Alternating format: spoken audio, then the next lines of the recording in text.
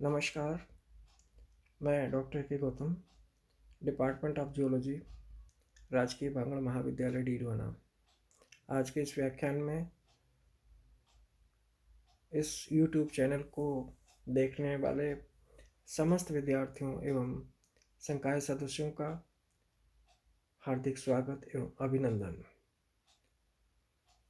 प्रिय छात्रों, मैं यह lecture BSc first year zoology के थर्ड पेपर डेवलपमेंटल बायोलॉजी के लिए एक सीरीज के रूप में चला रहा हूँ। इस सीरीज में आज मैं आपसे टाइप्स ऑफ क्लीवेज और सेगमेंटेशन या सेलुलेशन के बारे में बात करूँगा। इसको हिंदी में विदलन, खंडी भवन या कोशिका भवन भी कहते हैं। जैसे ही फर्टिलाइजेशन हो जाता है, निषेचन हो जाता है, निषेचन हो जाने के तुरंत पश्चात विदलन या सेगमेंटेशन या सेलुलेशन की प्रक्रिया प्रारंभ हो जाती है, क्योंकि फर्टिलाइजेशन का जो सिग्निफिकेंस है एक्टिवेशन ऑफ द ओवम है, अर्थात एग का सक्रियण हो जाता है।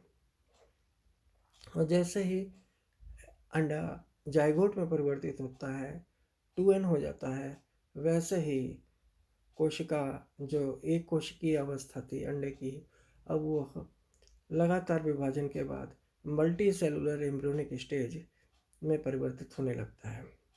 तो विदलन या खंडी भवन शब्द का प्रयोग निषेचित अंडे या जाइगोट में आरंभिक बार बार दोहराए जाने वाले सूत्री विभाजनों के लिए किया जाता है। फलस्वरूप क्रमशः जब सेलुलेशन या सेगमेंटेशन होता है तो एक कोशिका से 2 कोशिका, 2 से 4, 4 से 6, 6 से 8, इस तरह से 16, 32, 64 तथा अधिक संतति कोशिकाएं या डॉटर सेल्स बनती जाती हैं, जिन्हें हम हिंदी में कोरकखंड और इंग्लिश में ब्लास्टोमियर्स कहते हैं। ब्लास्टोमियर्स का शाब्दिक अर्थ होता है, ब्लास्टोस का मतलब एम्ब्रियो और मियर्स का मतलब खंड या छोटा टुकड़ा। संतति कोशिकाएं पृथक न होकर एक दूसरे से जुड़ी रहकर भ्रूणीय अवस्थाओं का निर्माण करती हैं। विदलन के अनेकों प्रतिरूप या पैटर्न्स होते हैं, जिनमें पहला होता है निर्धारी या और अनिर्धारी विदलन, डिटर्मिनेंट एंड इनडिटर्मिनेंट क्लीवेज।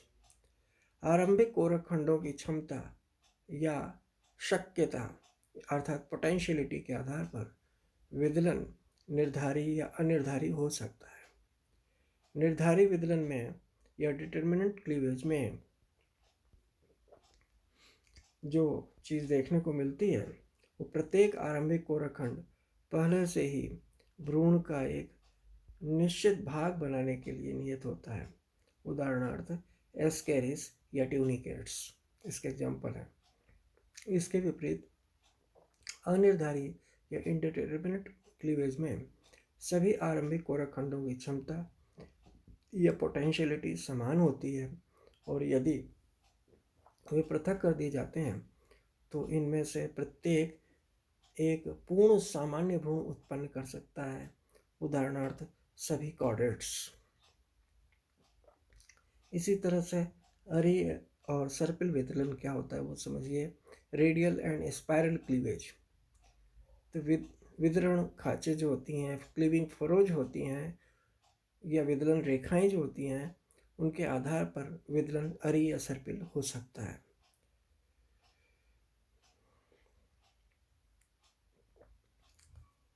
अरी या रेडियल विदलन में विदरण खांचे क्रमिक सोपानों या टायर्स में पंक्तिबद्ध हो जाती हैं।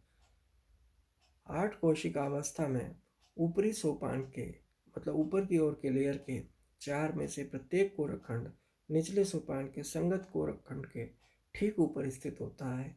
उदाहरणार्थ समुद्री खीरा या सिनेप्टा। इसी तरह से सर्पिल या स्पाइरल विदलन में विदरण खांचे एक दूसरे पर समकोण बनाती हैं। फलस्वरूप ऊपरी सोपान के कोरखंड निचली सोपान के कोरखंडों की संधियों के ऊपर स्थित होते हैं और एक प्रकार का सर्पिल सा बनाते हैं।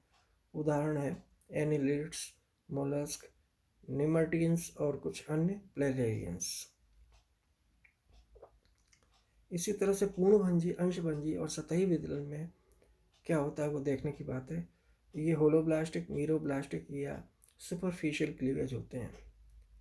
पीतक की मात्रा पर आधारित अंडे के प्रकार, इसमें on the basis of amount of योग, पीतक की मात्रा पर आधारित अंडे के प्रकार द्वारा भी विदलन के प्रकार तथा ब्लास्टुलेशन या गैस्टुलेशन एवं आगे के परिवर्धन की विधि का निर्धारण होता है।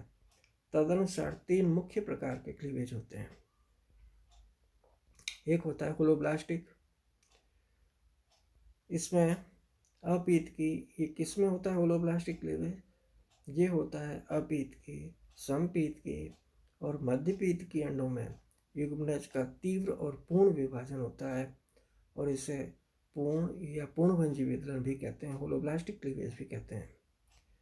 तीसरे विदलन के पश्चात निर्मित 8 कोरखंड या ब्लास्टोमियर्स एक दूसरे के समान या असमान हो सकते हैं और इसके अनुसार 2 प्रकार के होते हैं। यदि ब्लास्टोमियर्स या कोरखंड लगभग समान होते हैं तब यह पूर्ण लेकिन समान पूर्णभंजी विदलन कहलाता है। उदाहरण के तौर पर इकाइनोडर्म्स, एम्फिऑक्सिस और प्लेसेंटल मैमल्स इसके एग्जाम्पल्स हैं। यदि ऊपर के 4 अपेक्षाकृत छोटे लघुखंड या माइक्रोमियर्स और नीचे के 4 पीतक से भरे हुए अपेक्षाकृत बड़े बृहद खंड या मैक्रोमियर्स होते हैं तब इसे पूर्ण किंतु असमान पूर्णभंजी विदलन कहते हैं। उदाहरण मछलियों और एम्फीबियंस में देखने को मिलता है। इसी तरह से अंशभंजी या बिम्बाब या मीरोब्लास्टिक एंड डिस्कॉइडल क्लीवेज की हम बात करते हैं। यह बड़े अपीतकी अंडों का विशेष लक्षण है। उदाहरणार्थ अधिकतर फिशेज, रेप्टाइल्स, बर्ड्स और अंडे देने वाले मैमल्स, इनमें विदलन खांच पीतक की विशाल मात्रा को आर पार नहीं काट पाते। क्यों नहीं काट पाते?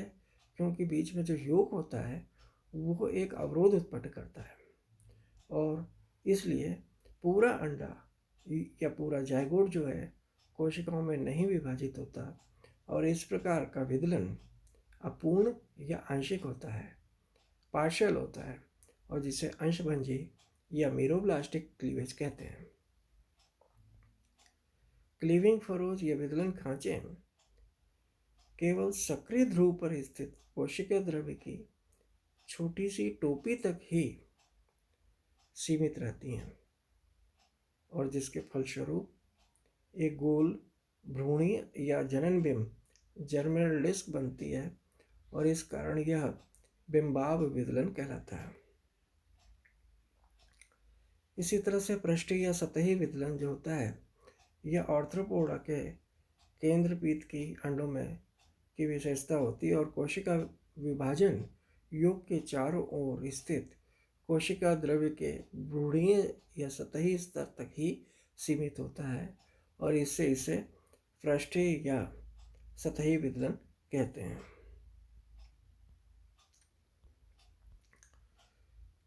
ये इस डायग्राम से आप इसको समझिए। देखिए यहाँ पर ये फर्टिलाइज एग अर्थात जाइगोट के प्रारंभिक विदलनों के डिफरेंट प्लेन्स हैं, डिफरेंट प्लेन्स ऑफ क्लीवेज हैं, जिससे ये देखिए यहाँ पर एक कोशिका 2 में डिवाइड हुई है, 2 सेल स्टेज है। फर्स्ट वर्टिकल क्लीवेज है, ये कहाँ से एनिमल पोल से शुरू होकर वेजिटेबल पोल की ओर जा रहा है और पूरे अंडे को 2 भागों में बाइसेक्ट करता है, द्विभाजित करता है। तो इस प्रकार का क्लीवेज जो होता है वो कहलाता है वर्टिकल क्लीवेज। दूसरे तरह का होता है इसके पर जो पहला वाला क्लीवेज हुआ था, पहले क्लीविंग फ्लो के ठीक समकोण के ऊपर 90 डिग्री पर दूसरा क्लीवेज प्रारंभ होता है, ये वाला। जैसे पहला ये था और दूसरा ये। तो अब जो है ये भी वर्टिकल होता है, मेरिडायनल होता है और ऊपर से नीचे की ओर जाता है, एनिमल पोल से वेजिटेबल पोल की ओर। और पहले के समकोण पर होने से अब क्लीवेज के द्वारा जो भ्रूण है वो 4 कोशीय अवस्था में परिवर्तित हो जाता है। तीसरे क्लीवेज में 4 से 8 कोशिकाएं बच जाती हैं और यहाँ थर्ड जो क्लीवेज होता है वो हॉरिजेंटल होता है, क्षैतिज होता है। क्षैतिज होने से क्या होता है, जैसे 4 कोशिकी अवस्था बनी, बीच में से उसको काट देंगे तो 4 ऊपर की लेयर में और 4 नीचे की लेयर में कोशिकाएं बन जाती हैं। इस डायग्राम में आप ये देखिए, जो डार्क ब्लैक कलर की लाइन है ये पहला क्लीवेज है और ये डॉटेड वाली दूसरा। तो हमने पहले जो 4 कोशिकाएं बनी, 1 2 3 और 4, इनको हमने बीच में से हॉरिजेंटली काटा तो 8 कोशिकाएं मिल जाती हैं। फिर इसके बाद में 8 के बाद में 16 कोशिकाओं वाली अवस्था होती है। फोर्थ वर्टिकल क्लीवेज होता है। इसके अंदर आप देखेंगे कि जो एम्ब्रियो पहले 4 कोशीय अवस्था में था उसके समकोण के ऊपर क्लीवेज होता है और कोशिकाएं अब जो है 8 से 16 कोशीय अवस्था में परिवर्तित हो जाती हैं। और फिर इसके बाद में फिफ्थ मार्जिनल क्लीवेज होता है, अर्थात परिधि की ओर पेरीफेरी की तरफ से क्लीविंग फरो गुजरती है और इस प्रकार से 16 कोशीय अवस्था जो है वो 32 कोशीय अवस्था में परिवर्तित हो जाती है। तो इस प्रकार से क्लीवेज के डिफरेंट प्लेन्स देखने को मिलते हैं। तो यहाँ हमने अब समझा कि प्लेन्स ऑफ क्लीवेज क्या हैं। विभिन्न प्रकार के विदलनों के तल जो हैं वो इस प्रकार से समझे जाते हैं, जिसमें हमने डिटर्मिनेंट क्लीवेज या इनडिटर्मिनेंट क्लीवेज की बात की,